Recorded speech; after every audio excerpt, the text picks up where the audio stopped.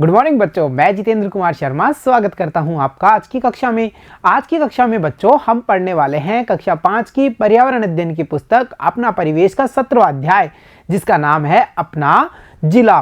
प्यारे बच्चों, इस पाठ के पिछले दोनों भागों में हमने राजस्थान राज्य और उसके जो विभिन्न जिले हैं उनकी स्थितियों को समझा था।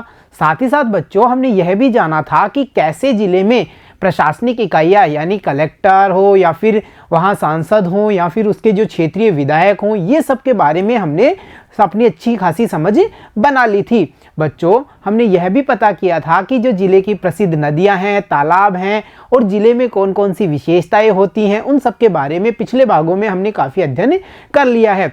बच्चों पाठ को आगे बढ़ाते हुए आज की इस कक्षा में हम जानकारी प्राप्त करेंगे बैंक और सहकारी संस्थाओं के बारे में। यानी बच्चों जो बैंक हैं या सहकारी संस्थाएं हैं वो क्या क्या कार्य करती हैं, इनका गठन कैसे होता है, इनके क्या क्या लाभ होते हैं, या बैंक और सहकारी संस्थाओं के द्वारा प्राप्त होने वाले ऋण का उपयोग कहाँ कहाँ किया जा सकता है, इन सब के बारे में आज की कक्षा में हम चर्चा करने वाले हैं। तो चलो बच्चों शुरू करते हैं हमारी आज की कक्षा। देखो बच्चों, बैंक एवं सहकारी संस्थाएं, और बैंक के बारे में तो हम सब जानते ही हैं।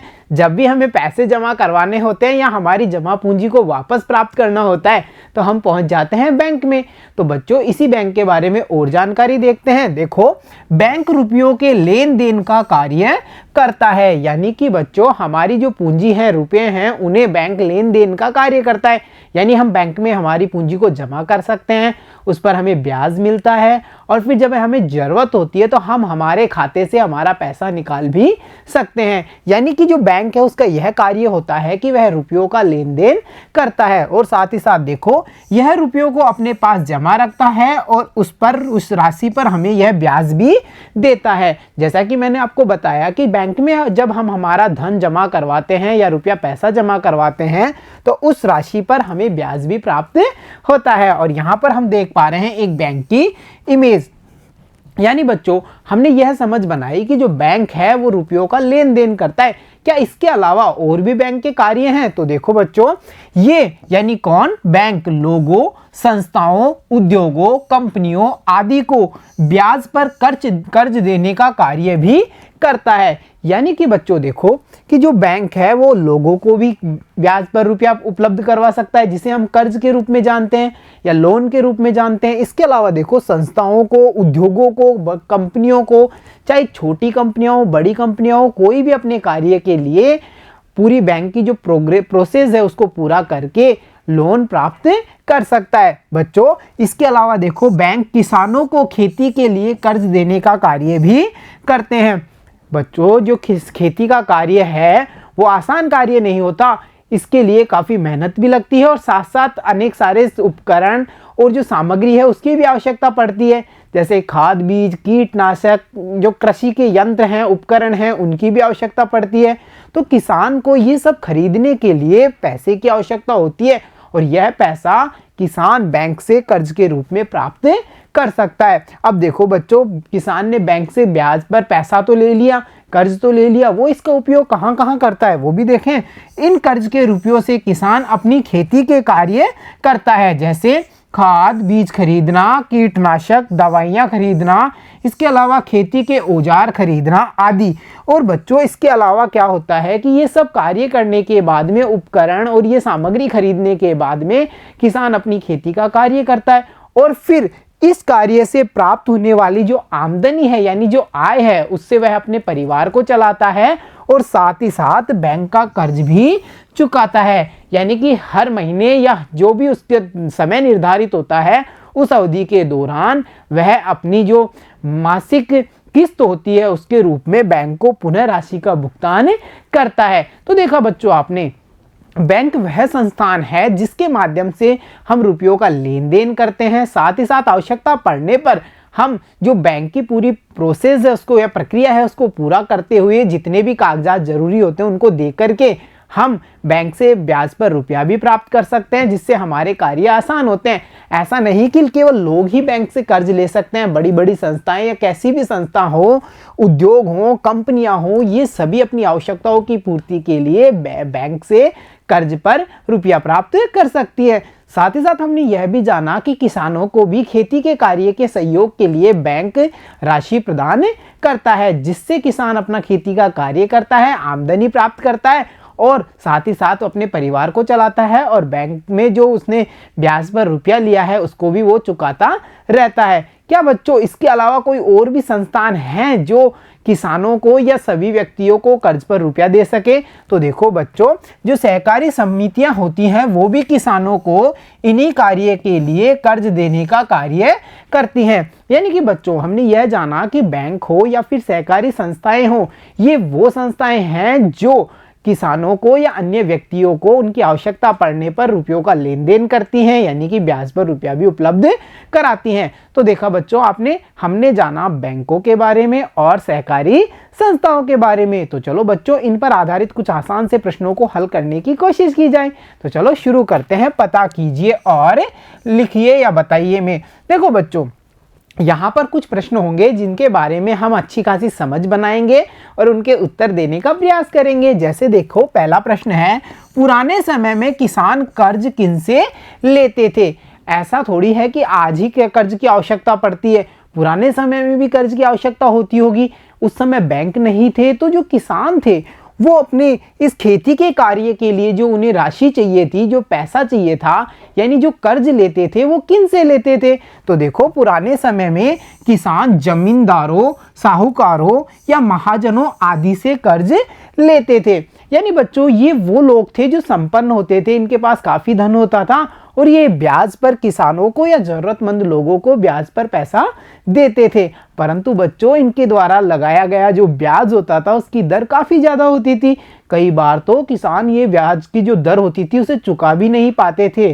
तो बच्चों हमने यह जाना कि पुराने समय में जो किसान है वो कर्ज किन किन लोगों से प्राप्त करते थे, जैसे कि जमींदार, साहूकार या फिर महाजन। अब बच्चों अगला प्रश्न है, देखिए, वर्तमान में किसान कहां कहां से कर्ज ले सकते हैं? बच्चों पहले प्रश्न में हमने बात की पुराने समय की, परंतु जो अगला प्रश्न है हमारा उसमें हमसे पूछा है कि वर्तमान समय में यानी आज के समय में किसान को कर्ज पर रुपया कहां से मिलेगा? तो हमने जाना ना कि आज के समय में या वर्तमान समय में जो किसान है वो धन या राशि कहां से प्राप्त कर सकता है? बैंकों से और जो सहकारी संस्थाएं हैं उनसे यह ब्याज पर राशि या रकम प्राप्त कर सकता है। तो बच्चों हमने दोनों स्थितियों के बारे में चर्चा की है, प्राचीन समय में यानी पुराने समय में भी और वर्तमान समय में भी। तो चलो अब बढ़ते हैं अगले प्रश्न पे। अगले प्रश्न है बच्चों, चर्चा कीजिए में। देखिए, किसानों द्वारा पुराने जमाने में लिए जाने वाले कर्ज और वर्तमान में बैंकों या सहकारी समितियों से लिए जाने वाले कर्ज में क्या क्या अंतर है? देखो बच्चों, इन दोनों स्थितियों को हमने जाना कि प्राचीन समय में जो किसान साहूकारों से, महाजनों से ब्याज पर जो पैसा लेते थे यानी कर्ज लेते थे उसमें, और वर्तमान में जो बैंकों से और सहकारी समितियों से कर्ज प्राप्त किया जाता है उसमें क्या क्या अंतर है, ये हमें यहाँ पर बताना है। तो देखो बच्चों, जैसा कि मैंने आपको बताया था कि प्राचीन समय में जब किसान साहूकारों, जमींदारों या महाजनों से कर्ज पर पैसा लेता था तो उसकी दर निर्धारित नहीं होती थी या फिर उसकी दर काफ़ी ज़्यादा होती थी।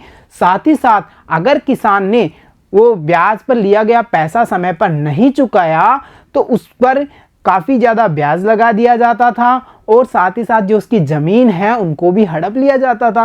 यानी हम ये समझ पा रहे हैं कि प्राचीन समय में जो कर्ज लिया जाता था या पुराने समय में जो कर्ज लिया जाता था उसे लेने के बाद में किसान की स्थिति सुधरती नहीं थी, अपितु बिगड़ती ही जाती थी। परंतु बच्चों, जो वर्तमान समय में बैंकों और सहकारी समितियों से कर्ज लिया जाता है उसमें किसान को एक निर्धारित समय सीमा के अंदर एक निर्धारित ब्याज का भुगतान करना होता है। साथ ही साथ जो सरकार है उनके द्वारा कई सारी ऐसी योजनाएं चलाई जाती हैं जिसके अंतर्गत लिया गया जो ये कर्ज होता है वो भी कभी कभी माफ कर दिया जाता है। देखा होगा ना आपने, कई बार हम देखते हैं कि किसानों का इतना करोड़ का कर्ज माफ कर दिया गया, ऐसी खबरें या ऐसी योजनाओं के बारे में हमें पता चलता है। तो हम ये समझ पा रहे हैं कि पुराने जमाने में लिया जाने वाला जो कर्ज था उसको चुका पाना किसान के लिए संभव नहीं होता था, परंतु जो आज के समय में कर्ज लिया जाता है बैंकों और सहकारी समितियों के द्वारा उसे किसान एक निर्धारित किस्त के रूप में हर मंथ जमा करवा सकता है और साथ ही साथ सरकारी योजनाओं के अंतर्गत उसे लिए गए कर्ज पर या कर्ज की जो ब्याज की राशि है उस पर भी छूट प्राप्त होती है। तो हमने यहाँ जाना इन दोनों प्रकार के कर्जों के जो क्या मूलभूत अंतर है उसको। तो चलो बच्चों, अब है समय कि अगला प्रश्न देखा जाए कि अगला प्रश्न कौन सा होने वाला है। तो अगला प्रश्न है, बैंकों व सहकारी समितियों के कार्यों पर चर्चा कीजिए। देखो बच्चों, इन दोनों के कार्यों के बारे में हमने समझा था कि जो बैंक हैं या फिर सहकारी समितियां हैं उनका मूलभूत कार्य क्या है। पहला तो ये कि जो बैंकों का कार्य है वह है रुपयों का लेन देन करना, और जो सहकारी समितियां या फिर जो बैंक हैं वो क्या करते हैं कि जरूरतमंद लोगों को और किसानों को कर्ज पर रुपया देते हैं। यानी हम समझ पा रहे हैं कि ब्याज के रूप में उनको पैसा दिया जाता है कि आप ये पैसा लीजिए और इस पर आपको एक निर्धारित ब्याज देना है। तो ये तो हुए इनके मूलभूत कार्य। साथ ही साथ बच्चों, जो इनके कार्य हैं वो हम ये इस हिसाब से समझ सकते हैं कि जो बैंक हैं वो राशि या रुपयों का लेन देन करते हैं और हमारी जमा राशि पर हमें ब्याज प्राप्त करते, हमें ब्याज देते हैं। मतलब हमने बैंक में अगर पैसा जमा करवाया तो उसके बदले में हमें वहाँ से ब्याज भी प्राप्त होगा और ज़रूरत पड़ने पर हम इन संस्थाओं के द्वारा ब्याज पर रुपया भी प्राप्त करके अपनी जो मूलभूत आवश्यकताएं या अपना जो कार्य है उसको संपन्न कर सकते हैं। तो देखा आपने, हमने जाना बैंक और सहकारी समिति के जो कार्य हैं उनके बारे में। तो प्यारे बच्चों, आज की कक्षा में हमने यह समझ बनाई कि किसान हो या अन्य जरूरतमंद लोग हो, उन्हें ब्याज पर रुपया कहाँ से मिलेगा, प्राचीन समय में या पुराने समय में जो ब्याज की प्रक्रिया थी वो कैसी थी, कर्ज लेकर के क्या प्राचीन समय में चुका पाना आसान था या वर्तमान समय में चुका पाना आसान है। इन सब के बारे में आज की कक्षा में हमने समझ बनाई है। साथ ही साथ हमने यह भी जाना कि बैंक और सहकारी समितियां वे संस्थाएं हैं जो रुपयों का लेन देन करती हैं तथा किसानों की काफ़ी मदद भी करती हैं। तो प्यारे बच्चों, आज की इस कक्षा में इतना ही। मिलता हूं आपसे अगली कक्षा में, तब तक के लिए धन्यवाद बच्चों।